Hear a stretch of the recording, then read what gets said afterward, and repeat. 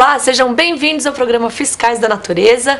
Meu entrevistado de hoje é o Marcelo Pavlenko. Ele é da SOS Fauna e atua há 20 anos no combate ao tráfico de animais. Marcelo, bem-vindo. Tudo bem? Tudo bem, boa tarde.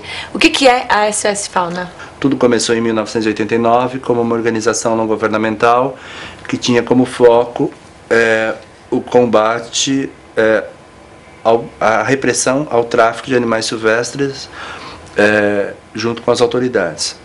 Só que como nós vivemos num país que não leva isso muito a sério, ou melhor, leva isso muito pouco a sério, nossas ações partiram para trabalhos de inteligência que antecedem as apreensões, para os trabalhos de primeiros socorros no momento das apreensões, pois até hoje não existe, infelizmente, do Oiapoque ao Chuí, nenhuma autoridade ambiental que ande com um veículo com os itens necessários à prestação de primeiros socorros em situações de apreensão, principalmente interceptação de cargas, feiras do rolo e depósitos clandestinos e sacoleiros. Nós também acabamos trabalhando com a recuperação e reabilitação de ave e fauna silvestre apreendida do tráfico, o que é muito difícil, porque nós dependemos de auxílio da sociedade, de pessoas, de colaboração. E em 2004, quando nós fizemos Animal Planet, um documentário, pela primeira vez na história, desde a criação do IBAMA, que o IBAMA nasceu em fevereiro de 89, em 2004, quer dizer, foram 15 anos depois, e somente 15 anos depois nós levamos o primeiro grupo de aves silvestres de Caatinga de volta para o estado da Bahia. Então a sociedade ela imagina que animais silvestres apreendidos, depois que aprendeu, o problema acabou. Não, na verdade é um outro problema que começa. Por que a mídia não dá tanta importância ao tráfico de animais? Não sei, é uma questão, acho que cultural. Acho que o brasileiro ainda não evoluiu o suficiente para cobrar isso da mídia. O brasileiro ainda encara a questão de animal silvestre como uma questão semelhante à proteção animal. Eles olham para o animal silvestre com um olhar de piedade. Eles não conseguem entender que são as duas coisas. O caso do elevador, por exemplo, é a questão de sofrimento por uma série de fatores.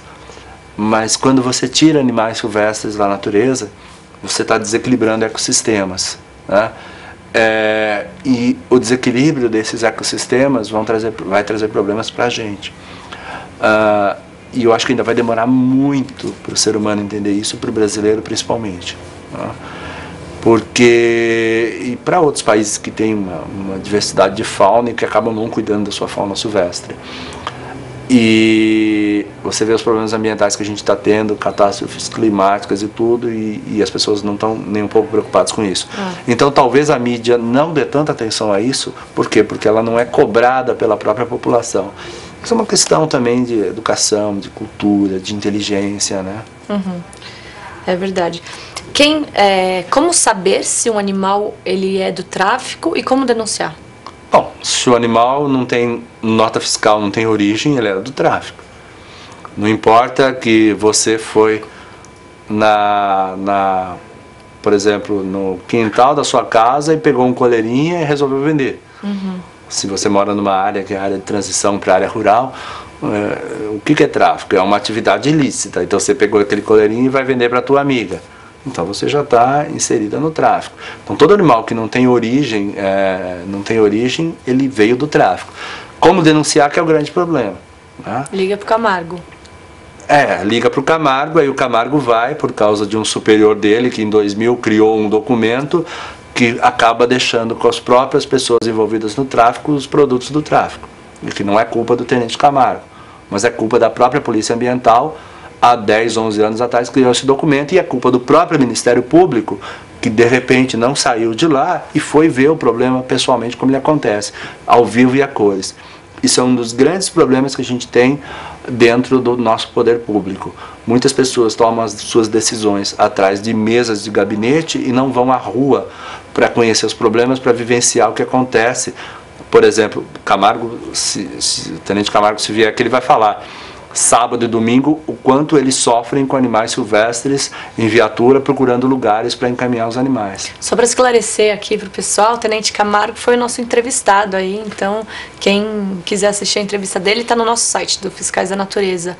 E como ele já veio várias vezes aqui no programa, a gente fala como se ele fosse o representante, né? Mas realmente ele está cumprindo as ordens.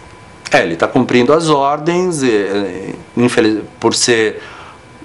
É que quando você está dentro da esfera governamental, tem uma hierarquia. Se você, mesmo que enxergue que a coisa não está certa, você não pode fazer nada. E nós, como organização do terceiro setor, e que já é referência nacional, nós não temos nenhum constrangimento em falar o que realmente acontece. O Brasil não leva a sério essa questão, o Estado de São Paulo não leva a sério, o Estado do Rio menos ainda, né? O Estado do Nordeste menos ainda.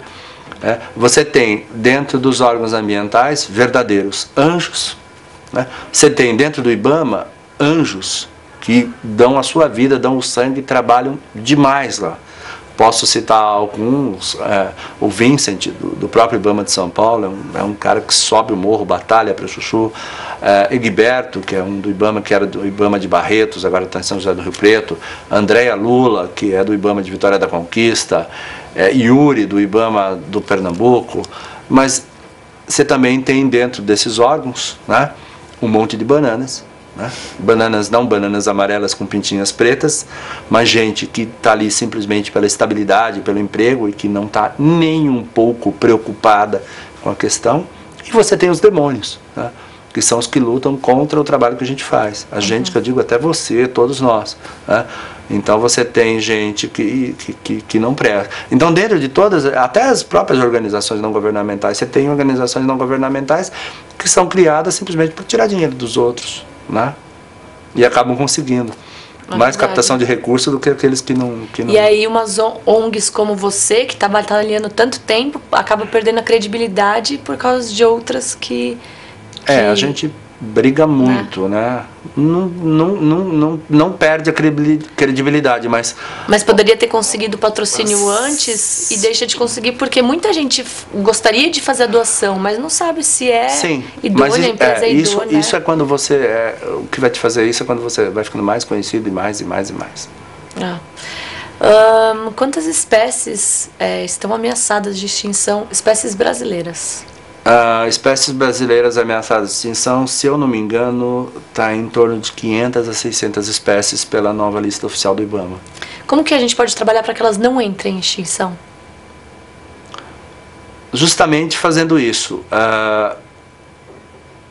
Existe uma atenção maior para as espécies que estão em extinção e uma atenção menor para aquelas que não estão.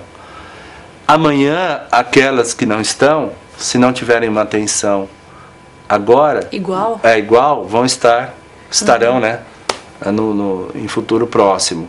E as que estão em extinção agora, há 10, 15 anos atrás não estavam. Se a gente tivesse tomado mais cuidado, talvez não estariam agora. Você disse que a solução é a educação. Tem educação ambiental hoje? Não. Em nenhum lugar? Não. Muito fraca, pífia, insignificante. Né? Você vê na região onde nós estamos, no Vale do Ribeira, onde você tem em área rural várias pessoas que utilizam fossas negras, por exemplo. Então, na fossa negra, todos os dejetos, fezes, urina, tudo que a pessoa acaba jogando pela fossa negra vai contaminar o lençol freático. E eu até costumo brincar com algumas pessoas que vivem em sítio: você tem fossa negra, você acaba bebendo sua própria urina, né? Não, mas não, claro que bebe, vai para o lençol freático. E isso é crime ambiental, tá? E todos têm conhecimento disso. E nada é feito para reprimir esse tipo essa prática criminosa. A gente vai ver umas fotinhos que ele mandou pra gente do trabalho dele. Vamos ver?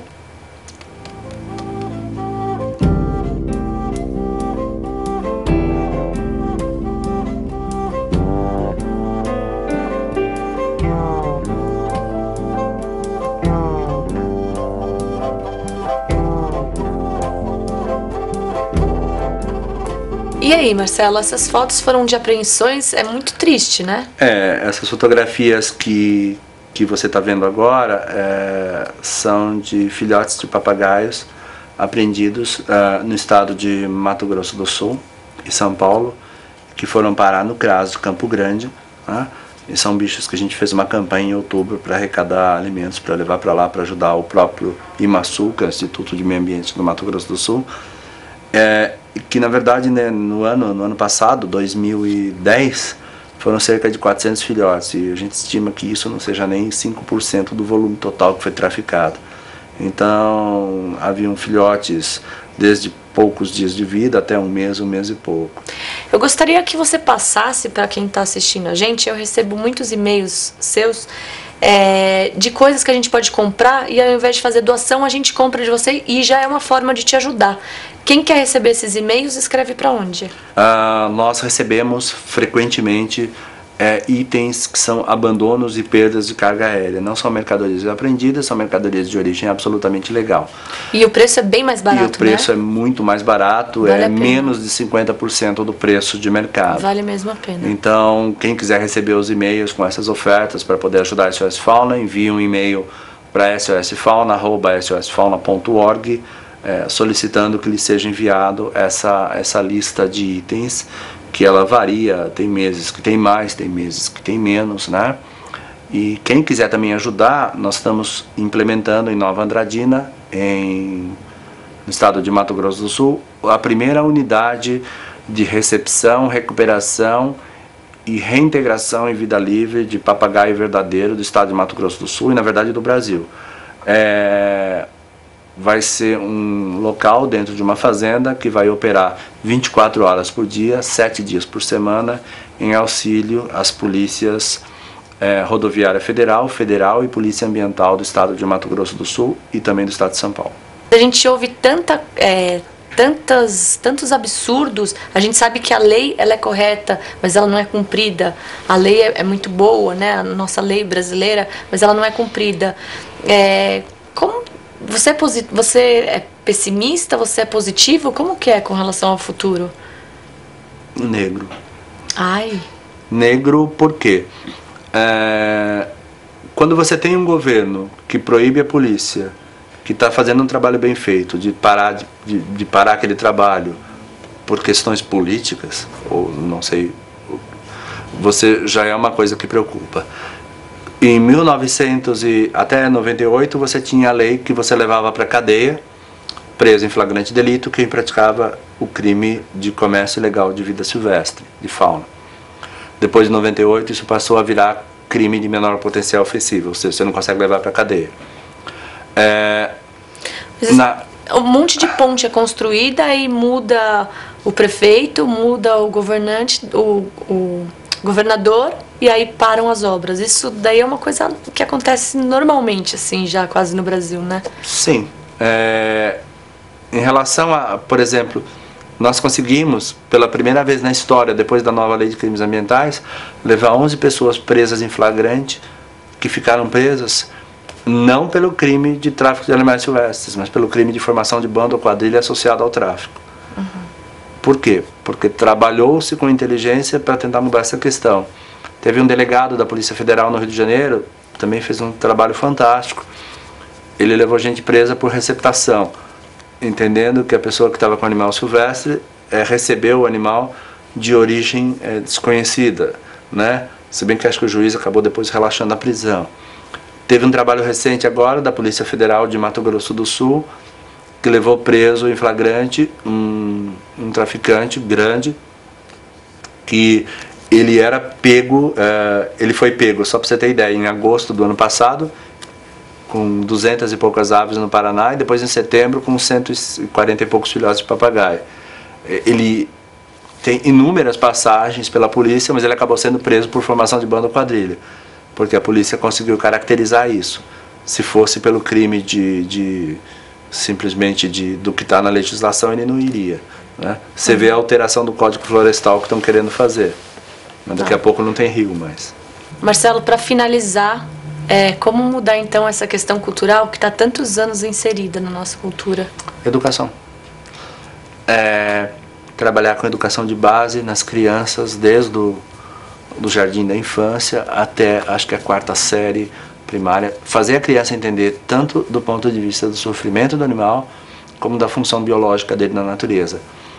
Uma outra coisa que as pessoas não entendem, que quando nós retiramos, e isso é interessante que as crianças saibam, quando nós retiramos animais silvestres da natureza, além de nós provocarmos desequilíbrio no que a gente está enxergando, a gente provoca desequilíbrio no que nós não estamos enxergando, em micro-organismos, e isso pode trazer doenças, uma série de coisas para a gente mais tarde. Você tem alguma frase, Marcelo, que te representa, assim? Uma das coisas que eu gostaria de falar é o seguinte, que as pessoas começassem a enxergar animais silvestres não com olhar de piedade, mas como olhar de alguém que é responsável pela própria vida de quem os maltrata. Quando se olha um passarinho na natureza, voando, um papagaio, quando se olha uma borboleta, uma iguana, uma tartaruga, eles não estão ali por acaso, para ficar bonitinho, para enfeitar a árvore. Eles estão ali cumprindo uma função biológica. Uma andorinha que se alimenta de centenas de insetos por dia, se ela for morta por um ser humano, são 1, 2, 3 centenas de insetos a mais que vão continuar existindo. Então toda vez que você mexe ali, você altera esse equilíbrio. E você vai alterar esse equilíbrio tanto no que você está enxergando, como eu falei anteriormente, como no que você não está enxergando. Então que as pessoas pensem que quando ele está fazendo alguma coisa contra um animal silvestre, na verdade ele está fazendo contra ele mesmo, contra a família, contra as futuras gerações. Marcelo, obrigada novamente, parabéns pelo seu trabalho, muito bonito, parabéns. Obrigado. Obrigada a vocês que nos assistiram. Quem perdeu a entrevista, pegou pela metade, acesse aí fiscaisdanatureza.com.br, vocês vão achar essa e muitas outras, tá bom? Um beijo, fiquem com Deus e até a próxima.